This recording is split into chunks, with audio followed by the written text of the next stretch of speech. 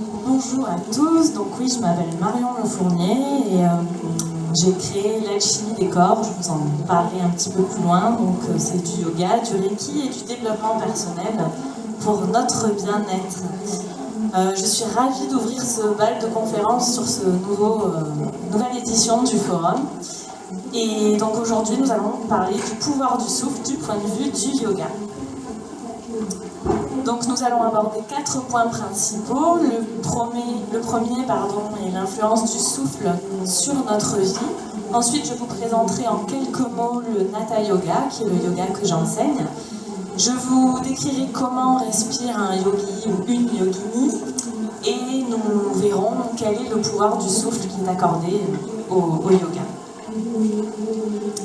Alors, qui je suis d'abord? J'estime que c'est important de vous expliquer d'où je viens et pourquoi je suis là, et pour aussi que vous compreniez ma démarche. Donc, j'ai un doctorat en physique de la matière, donc ça veut dire que j'ai passé 8 ans de ma vie à étudier la matière un peu dans tous ses états, que j'ai appris pendant 8 ans à monter un raisonnement scientifique, à monter des arguments, à détruire mes propres arguments pour arriver à sortir un raisonnement qui nous paraisse logique. Voilà, donc tout ce qui est la démarche scientifique. Et le problème quand on a fait un doctorat, c'est qu'on ne peut pas s'empêcher d'appliquer cette démarche de recherche à tous les domaines de sa vie. Donc, suite à ça, j'ai été embauchée et je travaille toujours dans une petite PME albigeoise dans laquelle je suis ingénieure en recherche et développement. Donc, je pilote des projets de recherche pour l'aéronautique. Donc, ça reste mon activité principale.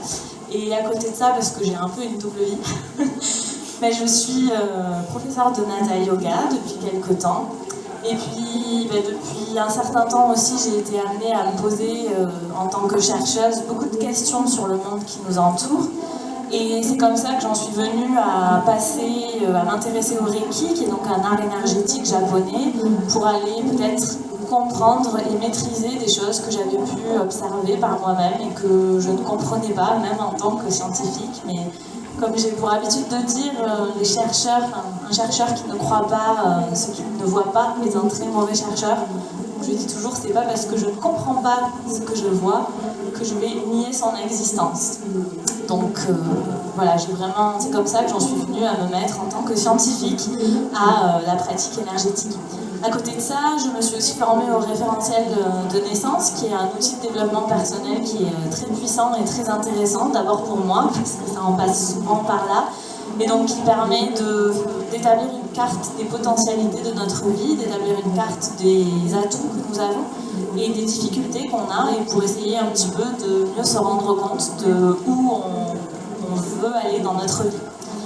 Et donc à un moment, je me suis dit, il serait bien de réunir tous ces bouts de toi et d'en faire quelque chose. Et donc j'ai décidé de créer l'Alchimie des corps il y a un peu plus d'1 an maintenant. Et c'est notamment dans ce cadre-là que j'ai rencontré donc Sylvie Mas, l'organisatrice du salon, et que je lui ai dit, j'aimerais bien faire une conférence sur le souffle. Elle m'a dit, ça tombe bien, ça colle avec le thème de l'année prochaine. Donc voilà. Et donc l'Alchimie des corps, donc nous avons un stand sur le salon, vous pouvez nous y retrouver. Donc en quelques mots, c'est du yoga, des cours hebdomadaires sur Alpi, des stages mensuels, des retraites, des cours en vidéo. C'est aussi donc du Reiki avec des soins qui sont donnés sur rendez-vous. Et c'est du développement personnel, soit par des stages avec des thématiques variées, il y en a un par mois en général, soit des consultations pour établir son référentiel de naissance. Voilà pour le côté pub. Je vous propose maintenant de passer à la conférence en soi. Donc tout d'abord, l'influence du souffle de notre vie sur notre vie. C'est un lapsus plutôt révélateur. Donc, de mon point de vue, la respiration, c'est quelque chose qu'on fait tous automatiquement, sans forcément s'en rendre compte, et parce que le corps est capable de ça, et heureusement.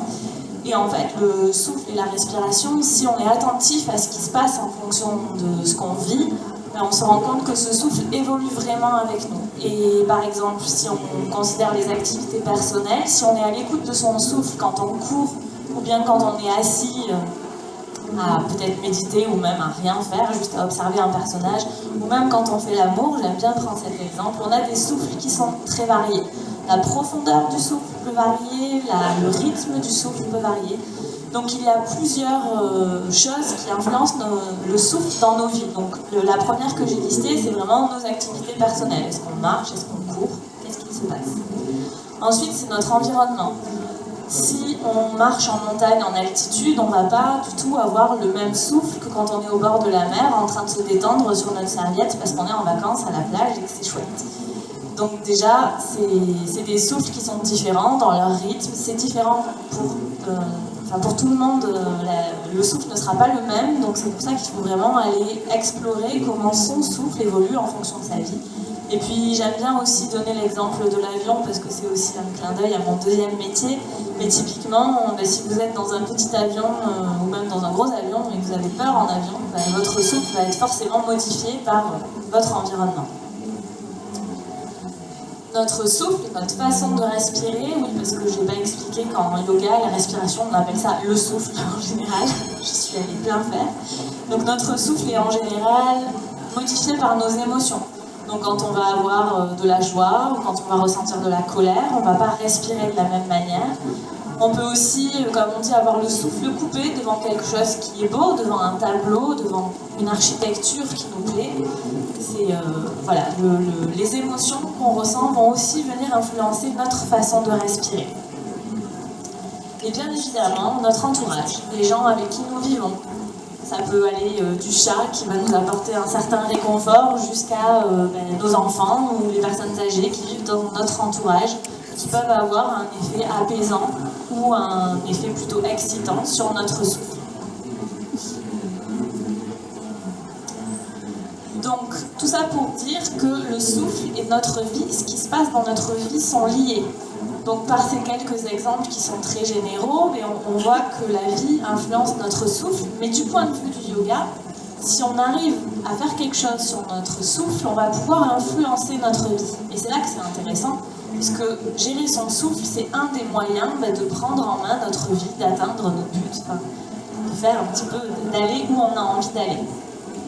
Donc vraiment, du point de vue du yoga, prendre en main sa vie, c'est maîtriser son souffle et ça passe par 4 étapes. La première, c'est prendre conscience de son souffle. Comment je respire?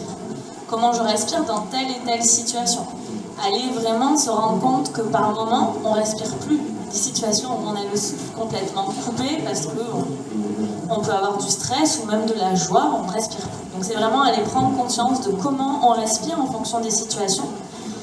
Ensuite, la deuxième étape, c'est d'apprendre à réguler son souffle par des exercices. Donc c'est là que le yoga est puissant, puisque sur son tapis, on va venir expérimenter en faisant des postures, des exercices, comment notre corps fonctionne et comment notre corps respire dans différentes circonstances. Et ce qui est intéressant, c'est de ne pas se limiter à ce qui se passe sur notre tapis de yoga. On dit souvent que le plus difficile, c'est d'exporter ce bien-être qu'on ressent ou cette confiance qu'on a sur notre tapis de yoga à notre vie. Donc la troisième étape, c'est d'apprendre à réguler son souffle dans sa vie, en fonction des émotions, de tout ce que la vie nous amène à traverser. Et petit à petit, avec l'expérience, on peut arriver à adapter son souffle aux événements de sa vie et donc prendre un peu plus en main de sa vie. On va aller un petit peu plus loin sur ces thèmes tout au long de la conférence et voir comment le Hatha Yoga, le yoga que j'enseigne, et c'est vrai pour plein d'autres styles de yoga, comment ce yoga nous propose de prendre en main notre souffle pour prendre en main notre vie. Donc, le Hatha Yoga, à ne pas confondre avec le Hatha Yoga qui commence par un H et qui sont des yogas proches, mais le Hatha est un yoga très connu, le Hatha l'est moins. C'est un yoga du nord de l'Inde. Si on essaye de le dater, on dit qu'il date de 4000 à 5000 ans avant Jésus-Christ et on dit que c'est un yoga tantrique, donc avec toute la philosophie des tantrikas qui surplombe cette culture. La spécificité du Hatha Yoga, alors c'est surtout que le souffle a une place très importante dans cette pratique. On verra ensuite les membres du yoga, mais le souffle a vraiment une place reine, que ce soit dans les postures ou en tant que pratique elle-même. On dit aussi que ce yoga est très efficace parce qu'il rajoute plein de petits ingrédients, par exemple aux postures classiques du yoga, qui le rendent vraiment efficace. Et on dit qu'il n'y a pas besoin de pratiquer pendant 8 heures par jour pour en ressentir les bienfaits. C'est un yoga qui est pratiqué en Inde par les castes les plus basses et justement les gens qui n'ont pas forcément, qui n'ont pas leur vie à consacrer à ça. Dans ce Natha Yoga, une autre spécificité, c'est que la posture, donc quand on fait des postures, des positions avec le corps, ça ne constitue qu'un peu moins de 60% de la pratique. Donc c'est là qu'on comprend aussi que le souffle, déjà, a une place importante dans les postures, mais en plus, il y a plein d'autres choses en plus des postures qui sont faites. Alors qu'est-ce que c'est ces autres choses? Donc, c'est ce qu'on appelle les membres du yoga. Souvent, on se dit, le yoga, c'est des postures, et voilà, c'est du sport. Des fois, j'entends ça. Non, le yoga, c'est certes des postures, c'est ce qu'on appelle les asanas, mais c'est aussi de la respiration, donc des exercices de pranayama. C'est aussi des gestes, les mudras. Le plus célèbre est celui-là, qui est le mudra du Om, qui est repris énormément. C'est un geste de la main. Il y a aussi des gestes du corps. Ensuite, on a ce qu'on appelle des concentrations, des contractions, c'est un peu plus loin, des concentrations. Il y a une partie de massage, il y a une grosse partie de maîtrise intérieure qu'on appelle le pratyahara en sanskrit. Donc c'est au fur et à mesure des postures, des différents exercices de respiration, arriver à maîtriser son intérieur, et ce qu'on appelle son intérieur en yoga, en général, c'est le mental. Il y a des exercices de concentration et de méditation. Alors pour la nuance, on dit que la méditation c'est quelque chose de difficilement accessible quand on débute, et la concentration sont les premiers pas de la méditation. Une des très célèbres concentrations, c'est de regarder une flamme de bougie. C'est une méditation tantrique, une concentration tantrique qui permet petit à petit d'accéder vraiment à la méditation. Ensuite, on a aussi des concentrations sur des figures géométriques qu'on appelle des yantras. On utilise aussi le son, soit de manière projetée, soit prononcée intérieurement. Donc il y a les mantras qui sont des formules sonores et les bija mantras qui sont syllabiques en fait. Le Om en fait partie, c'est un bija mantra. Et tout ça pourquoi? Pour aller éveiller ce qu'on appelle la Kundalini, l'énergie, et atteindre un certain état d'éveil spirituel. C'est un des objectifs du yoga. Si vous êtes intéressé pour découvrir un petit peu plus ce qu'est ce Natha Yoga, ce yoga tantrique, j'organise un stage le dimanche 14 mai à Albi autour du thème « Mais ça sert à quoi le yoga en fait ?» Donc pour voir un petit peu plus en détail la base de ce yoga, donc la culture des tantrikas, et comprendre un peu plus pourquoi on va faire une salutation au soleil, pourquoi on va respirer comme ci ou comme ça. Voilà, c'est pour ceux qui ont besoin de peut-être aller faire travailler leur mental en plus de leur corps. Alors, comment respire un yogi ou une yogini? On a une façon assez particulière en yoga de respirer, mais qu'on retrouve dans plein d'autres domaines, et moi je trouve ça plutôt rassurant que tout se recoupe. Donc on parle de 3 étages de respiration. Il n'y a pas que dans le yoga qu'on parle de ça une fois de plus. Le premier étage, c'est la respiration ventrale. Donc c'est vraiment quand on inspire qu'on fait gonfler son ventre, et quand on expire qu'on rentre son ventre. Et le haut du corps, la poitrine, ne bouge pas pendant cette respiration. Donc cette respiration ventrale est utilisée dans la majeure partie du temps, sauf quand on a des exercices spécifiques à faire où on va aller chercher d'autres étages de respiration. C'est une respiration qui permet de détendre le diaphragme énormément, de gagner en capacité respiratoire, vraiment d'aller repousser le diaphragme, et donc d'ouvrir le plexus solaire avec tout ce que ça implique, l'ouverture du cœur. Donc après, si on cherche un petit peu plus le côté spirituel du yoga, l'ouverture du cœur est extrêmement importante. Et donc c'est par la respiration qu'on va chercher cette ouverture du cœur. Le deuxième étage de la respiration, c'est la respiration thoracique, où là, à l'inverse, le ventre ne bouge pas du tout. Donc en général, pour l'expérimenter, on invite à rentrer le ventre vers la colonne vertébrale et à garder le ventre tout le temps rentré. On met une contrainte au corps, on met une contraction dans le corps. Et ensuite, quand on a rentré son ventre, on vient inspirer et expirer uniquement en gonflant et en dégonflant sa poitrine. C'est une respiration qui est utilisée quand on veut atteindre des objectifs particuliers, notamment l'ouverture des poumons, le nettoyage des poumons. C'est aussi une respiration qui permet d'ouvrir le cœur. De toute façon, c'est un des grands buts du yoga. Et c'est une respiration, quand on respire par la cage thoracique, qui permet de vraiment réguler ses émotions. quand on a un coup de stress, c'est aller faire quelques respirations par le cœur ou même par le ventre, simplement prendre conscience qu'on respire. Ça fait beaucoup de bien. Le troisième étage de la respiration en yoga, qui est un étage un petit peu plus subtil, c'est ce qui se passe au niveau des clavicules. Donc les clavicules, c'est les os qu'on voit dépasser là sur cette photo qu'on a à ce niveau-là. En fait, on peut l'atteindre quand on essaye de remplir nos poumons à fond. Donc on gonfle notre ventre à fond, on soulève notre poitrine à fond, et si on essaye encore d'inspirer un petit peu plus, on va sentir comme un espèce de passage de l'air au niveau des clavicules. Et donc c'est le troisième étage de la respiration, donc on commence en bas et puis ça va en augmentant. Et donc ça permet vraiment d'aller atteindre sa capacité maximale, sa capacité respiratoire maximale.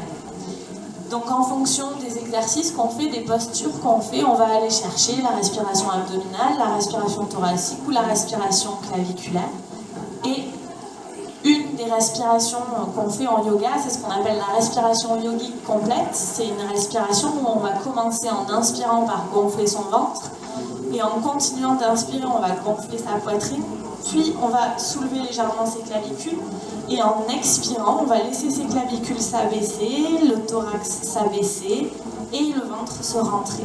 Si vous voulez, pour pas que vous vous endormiez sur ce premier créneau, je vous propose d'essayer ensemble. Pour le sentir, on peut peut-être mettre une main, peu importe, la gauche sur le ventre et la droite sur le thorax. Et tous ensemble, en essayant d'inspirer et d'expirer lentement. Donc si vous avez mis... On va tous se mettre pareil pour que ce soit plus simple. On va mettre la main gauche sur le ventre et la main droite sur la poitrine. Et donc tous ensemble, on peut essayer d'inspirer d'abord en poussant sa main gauche, puis on continue d'inspirer en poussant sa main droite, et la poitrine se soulève. Et j'expire en laissant ma main droite s'abaisser et ma main gauche s'abaisser. Je vous propose de le refaire. J'inspire, ma main gauche se soulève, puis ma main droite se soulève. J'expire, ma main droite se soulève, ma main gauche s'abaisse. Okay. J'espère que vous êtes allés expérimenter ce qui se passe au niveau des clavicules en fin d'inspiration. Peut-être, peut-être pas. Il y aura plein d'autres occasions sur ce salon ou ailleurs de refaire cette respiration yogique complète. Alors le yogi ou la yogini a une autre façon de respirer qui est assez particulière. C'est ce qu'on appelle Jalandhara Bandha. En fait, donc les bandhas, c'est les contractions du corps.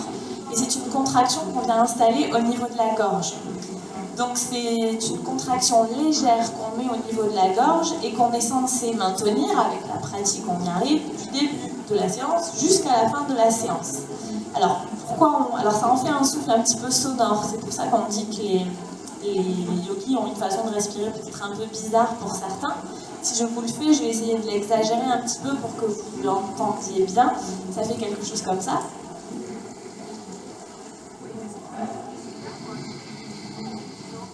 Je me rends pas trop compte de si vous avez entendu ou pas. Donc, comment on fait pour le sentir au début? Parce qu'on se dit oui, il faut contracter la gorge, c'est pas forcément évident. Donc, l'exemple qu'on prend, c'est de dire je vais inspirer par le nez et je vais expirer en imaginant que je mets de la buée sur un miroir. Donc, ça va faire. Et quand on met comme ça de la buée sur un miroir, on a une petite contraction qui apparaît au niveau de la gorge. Vous pouvez essayer, pareil, pour ne pas vous endormir, si ça vous dit, vous pouvez inspirer et faire comme si vous mettez de la buée sur un miroir, peut-être avec votre main, et sentir vraiment ce qui se passe au niveau de votre gorge. Et ensuite, quand on a senti ce qui se passe au niveau de la gorge, on va peut-être commencer en expirant la bouche ouverte, et puis fermer la bouche au fur et à mesure. Donc si je le fais, ça fait ça.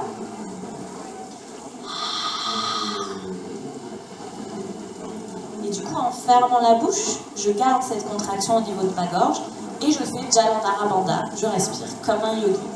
Et donc l'idée est d'arriver à garder cette contraction à l'inspiration et à l'expiration. C'est une petite habitude à prendre. Alors pourquoi on se casse les pieds à respirer comme ça? Déjà parce que ça permet de ralentir énormément le souffle du rythme. Le rythme du souffle, pardon. Vraiment, donc ça permet d'aller allonger le souffle. Et on sait que si on respire rapidement, on peut avoir des pensées très agitées. Et si on respire plus lentement, on va arriver à calmer son mental, voire même calmer tout son corps. Donc vraiment on cherche ce rétrécissement au niveau de la gorge pour arriver à ralentir le rythme de notre souffle. Et un autre bienfait de cette façon de respirer, c'est que ça régule l'activité cardiaque. Les deux sont liés, hein. Vu que le rythme du souffle est changé, l'activité cardiaque est changée. Alors, le souffle dans les postures.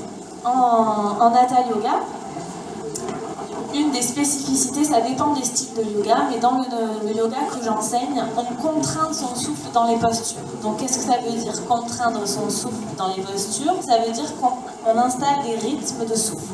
Donc au début, quand on commence, on va par exemple inspirer sur 2 temps, expirer sur 4 temps. Donc avoir une expiration 2 fois plus longue que l'inspiration. Puis petit à petit, on va ajouter une rétention de souffle au milieu. On va inspirer sur 2 temps, retenir son souffle quelques instants, parce qu'au début, c'est pas très confortable, et on va expirer sur 4 temps. Et puis, suivant les postures, on peut aussi faire un souffle, par exemple, sur 2 temps, retenir son souffle quelques temps, expirer sur 2 temps, et retenir son souffle encore sur 2 temps. Donc en fait, on joue vraiment sur le yoga avec l'inspiration et l'expiration, chose classique, mais aussi les rétentions à poumon plein. Donc j'inspire à fond, je retiens mon souffle, comme si j'étais dans une piscine et que je voulais faire de l'apnée. Mais aussi les rétentions à poumon vide, c'est-à-dire que je vide tout l'air que j'ai dans mes poumons et je retiens mon souffle. Alors au début, ces rétentions à poumon vide sont bousculantes, mais avec l'expérience, on y trouve un vrai confort. Et elles ont plein de bienfaits, on en parlera ensuite. Donc ce qui est... Ah oui, donc j'ai oublié de quand même dire quelque chose de... Il y a un rythme qui est très important en yoga qu'on appelle le petit pranayama. Donc les pranayamas, c'est les exercices de respiration en général dans le yoga. Et donc le petit pranayama, c'est un rythme particulier où on inspire sur 4 temps. On retient son souffle sur 16 temps et on expire sur 8 ans. J'en vois parmi vous qui ouvrent des yeux comme ça. Alors, ce qui est impressionnant, c'est que justement, en mettant Jalandhara Bandha, ce rétrécissement au niveau de la gorge, avec l'expérience, on arrive complètement, assez facilement en fait, à atteindre ces rythmes. Et c'est vrai que si vous avez l'occasion de l'expérimenter avec peut-être moi ou ailleurs, vous verrez que c'est très puissant parce que vraiment ça a plein de bienfaits sur le mental, sur le corps. Vraiment ce petit pranayama est très puissant. Et il y a un grand pranayama qui est beaucoup plus long, je ne me souviens plus exactement des chiffres, mais qui me paraît beaucoup moins accessible. Je crois que c'est x4 ou quelque chose comme ça, donc enfin, c'est très très long. Donc dans le Hatha Yoga que j'enseigne, sur une même posture, on va avoir différentes façons de respirer. On va pouvoir peut-être donc faire un souffle asymétrique, donc 2 temps d'inspiration, 4 temps, quelques temps de rétention et 4 temps d'expiration.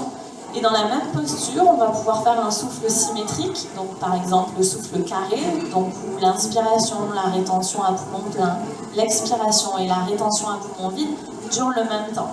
Et en fait, ce qui est intéressant, c'est justement d'aller expérimenter différents souffles dans les postures et de voir mais qu'est-ce que ça change. Parce que ça change plein de choses. Donc voilà pour les souffles dans les postures.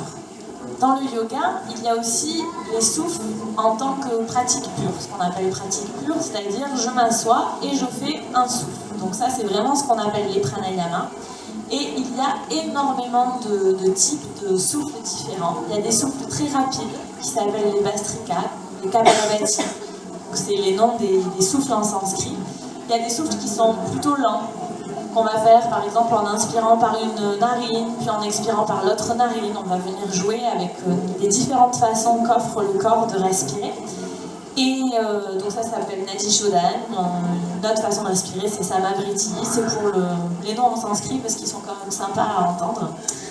Et donc ce qu'il faut savoir, c'est que les pranayamas, c'est des exercices de souffle qui sont très puissants et qui peuvent être très remuants. Donc c'est vrai qu'au début, il faut vraiment faire ça correctement en étant bien encadré parce que des fois c'est un peu remuant émotionnellement et voilà, donc c'est juste une petite...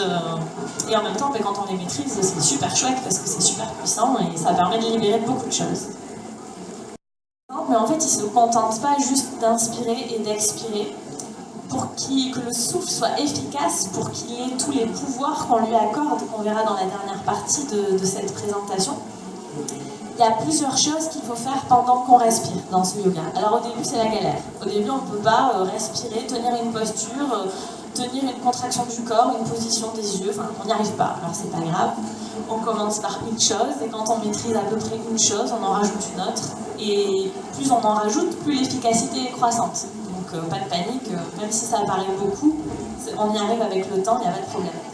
Donc une des grandes choses qu'on fait en yoga, c'est visualiser les trajets du souffle. En fonction des postures, on va venir par exemple imaginer qu'à l'inspiration, notre souffle part de nos pieds, remonte jusque dans nos fessiers, puis pendant qu'on retient le souffle, qu'il monte le long de notre colonne vertébrale, et pendant qu'on expire, qu'il passe par exemple dans nos bras pour revenir à nos pieds si on est penché en avant, peu importe. C'est la visualisation du souffle. C'en est une parmi tant d'autres, il y en a plein.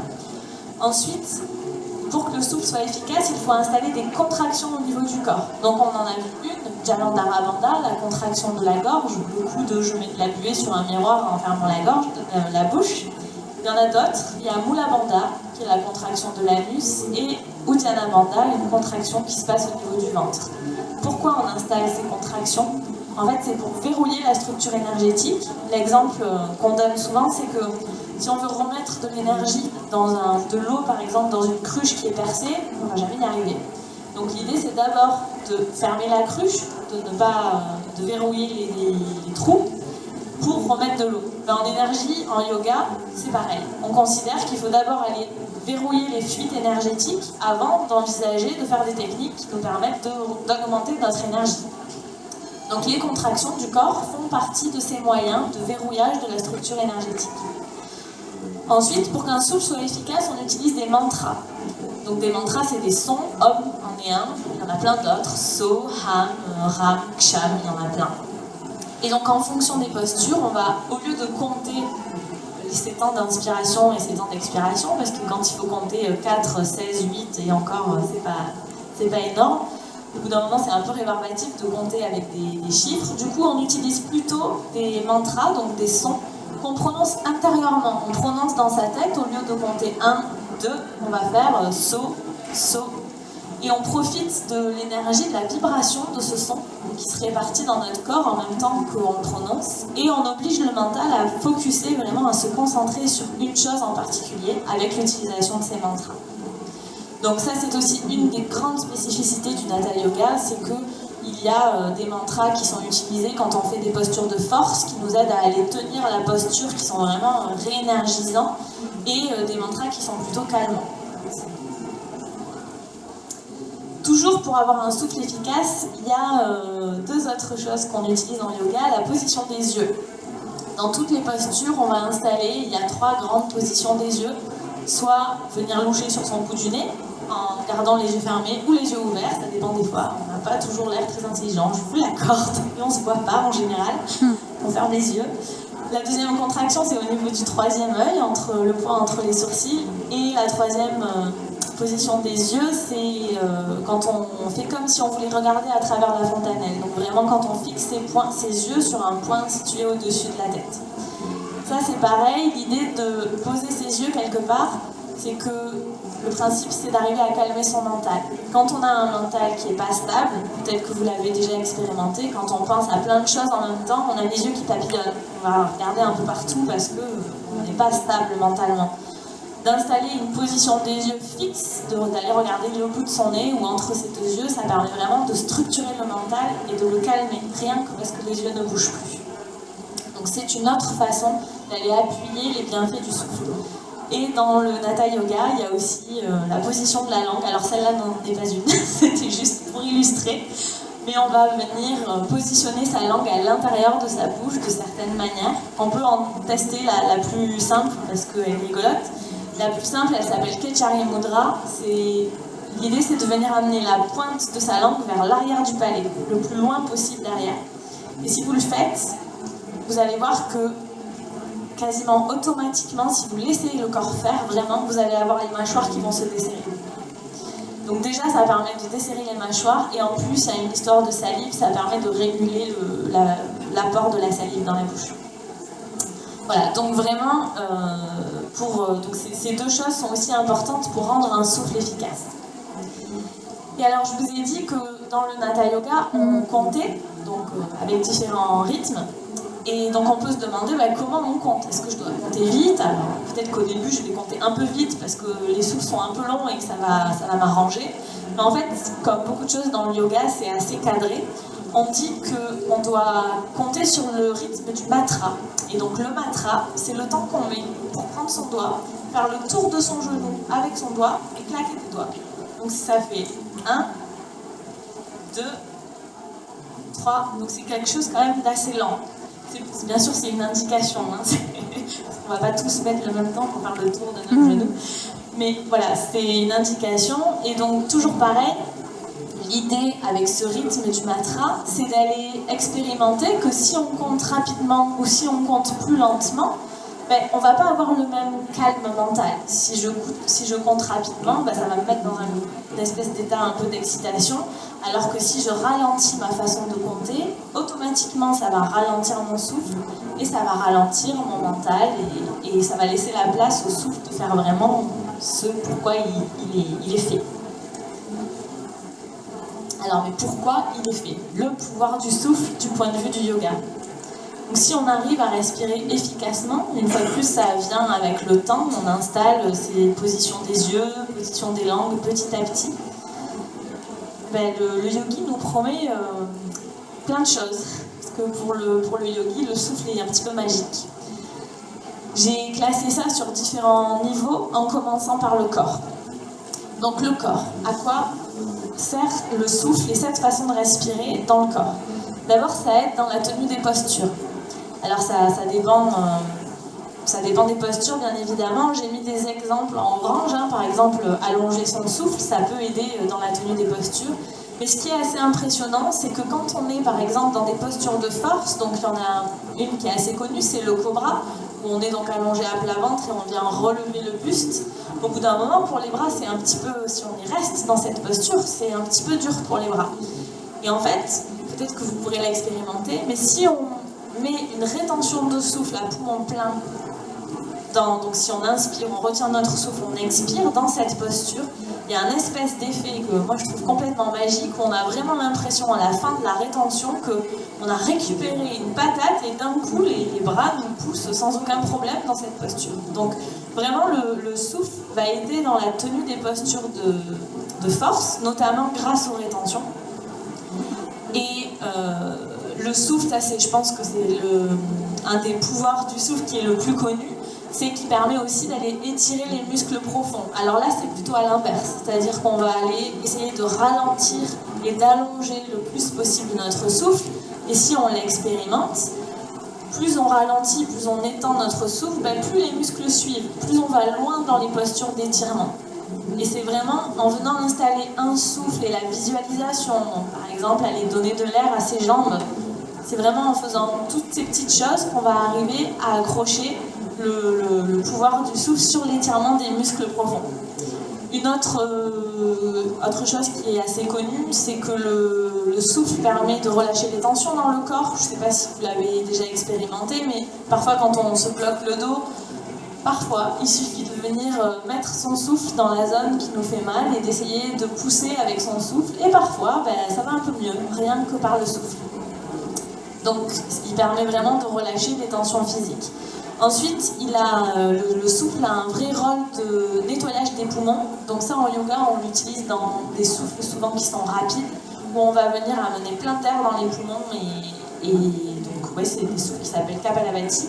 Et ça permet vraiment d'aller nettoyer tous les poumons et d'aller les nettoyer en profondeur, parce qu'on essaie vraiment de mettre beaucoup d'air dans nos poumons. Les souffles permettent aussi de stimuler le système cardiovasculaire, parce que quand on retient son souffle, souvent les gens ils me disent oui, le yoga c'est pas assez sportif pour moi. Pas de souci, venez essayer quelques postures où on vient retenir son souffle et on en reparle. Parce que vraiment, c'est voilà, forcément, quand on retient son souffle dans des postures, le cœur ça monte, le cardio monte. Donc ça sert aussi à ça. Donc des fois on va aller vraiment chercher à aller retenir son souffle longtemps ou à aller faire des respirations très rapides pour provoquer ça, pour stimuler le système cardiovasculaire. On dit aussi que le souffle à travers le yoga permet de réduire les maladies pulmonaires et les allergies, et qu'il permet aussi de faciliter l'assimilation et l'élimination. Donc ça, c'est vraiment, bien sûr c'est lié au souffle, mais c'est quelque chose qui est général à la pratique du yoga.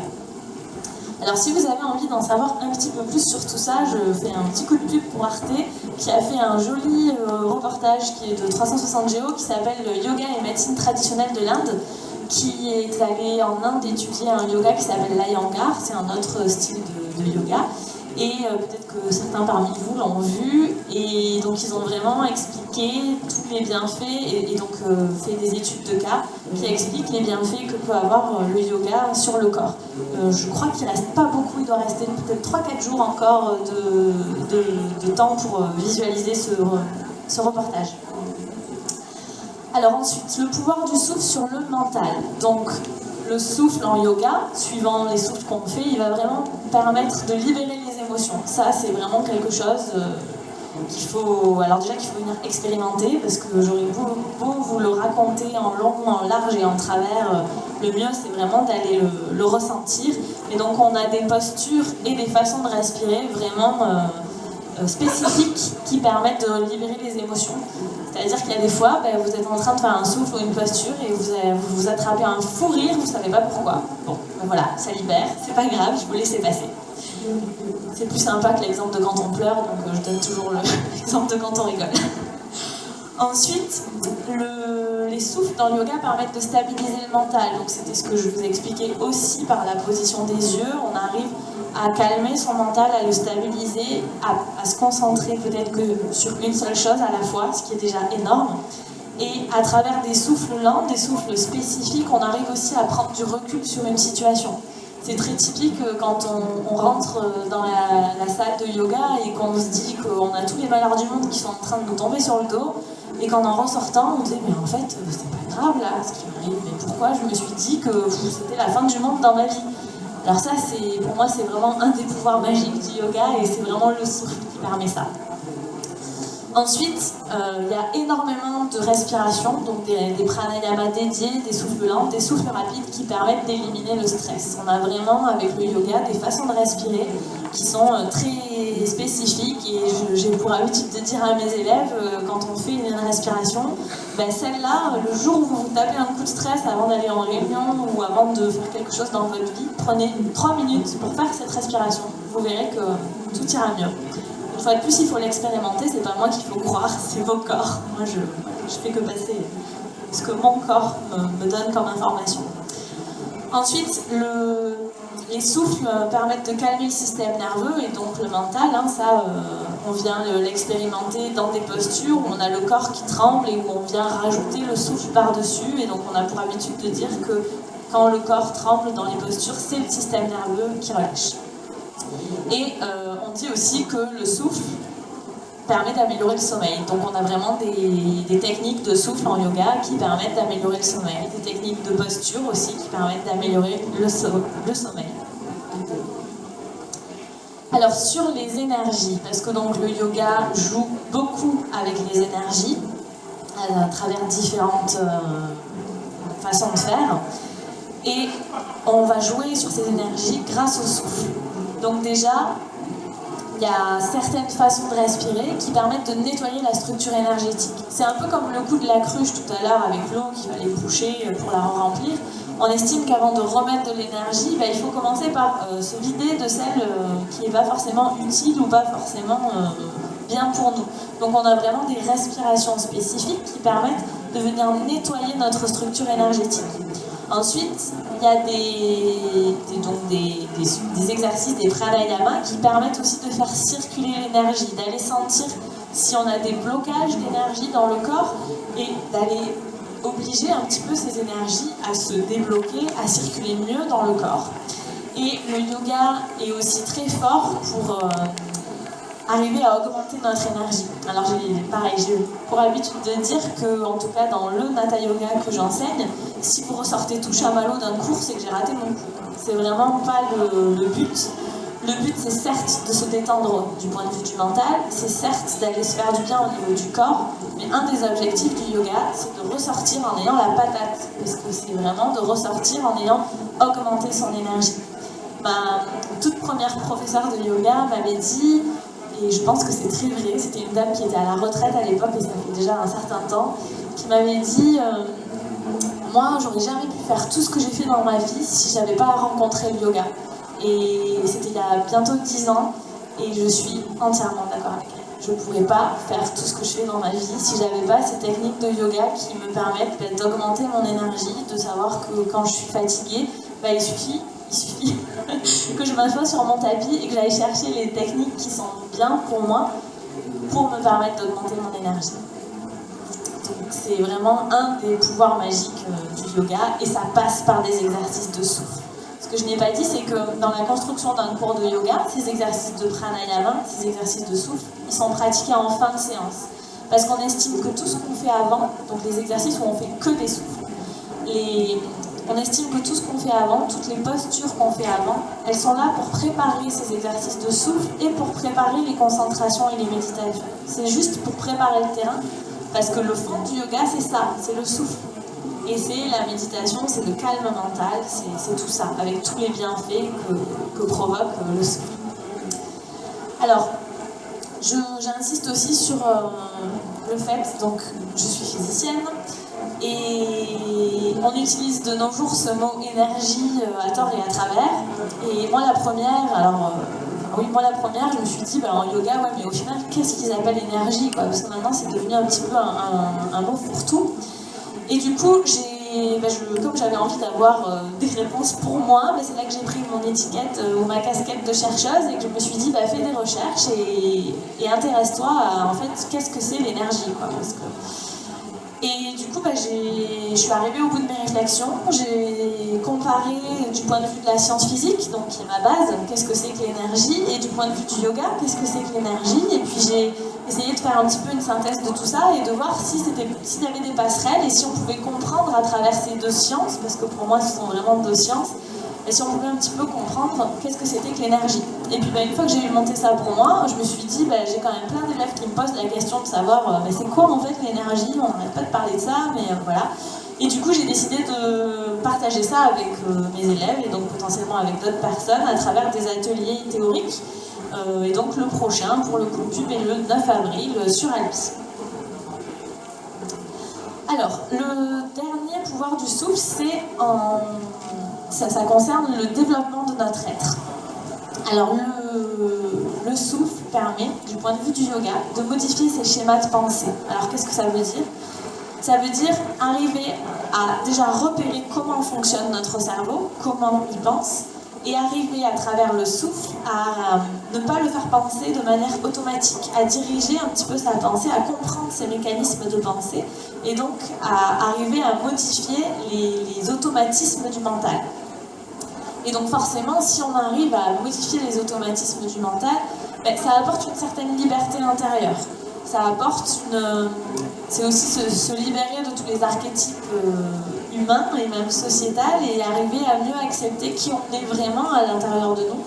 Et donc c'est vraiment ce souffle qui permet d'accéder à ça. Et le souffle permet aussi, d'après les yogis tantrika, parce que le Hatha Yoga est un yoga tantrique, de prendre en main son destin. Donc pour le Hatha Yoga, il n'y a pas de destin personnel, on va dire. Il y a plus un destin qui est lié à l'espèce humaine. Et à travers les souffles, les respirations qu'on fait dans le yoga, on peut se libérer un petit peu de cette espèce de fatalité et arriver à prendre en main son destin.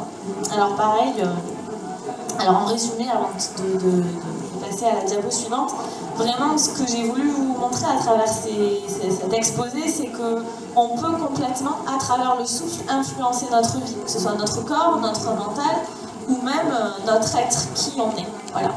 Et si vous vous posez des questions sur le destin, si ce thème vous intéresse, un petit peu comme pour l'énergie, moi ça m'intéressait particulièrement. Du coup je me suis posé des questions autour de ça. Est-ce qu'on a un destin? Est-ce qu'on est soumis à ça? Et pareil, j'ai décidé de le partager avec les gens qui ont envie de participer à ça. Et donc le prochain atelier théorique autour du thème du destin est le 11 juin. Voilà, donc j'espère vous avoir vraiment fait passer l'intérêt de respirer comme un yogi. Et je l'ai déjà dit, je le répète, je pense que le mieux c'est d'aller le ressentir dans notre corps, parce que c'est pas moi qu'il faut croire, c'est vous, c'est vos corps. Et donc si vous avez envie de l'expérimenter, on vous proposera sur le forum 2 ateliers, un ce soir à 17h30 et un dimanche matin à 9h, donc que j'anime, pour venir essayer de respirer et voir qu'est-ce qui se passe dans nos corps, dans notre mental, et plus si affinité. Et donc nous vous attendons aussi sur le stand si vous avez envie d'avoir plus d'informations sur les événements qui sont organisés par l'Alchimie des Corps. Et je voulais vous remercier pour votre attention attentive, même si ça fait une répétition, et je vous souhaite un très bon salon.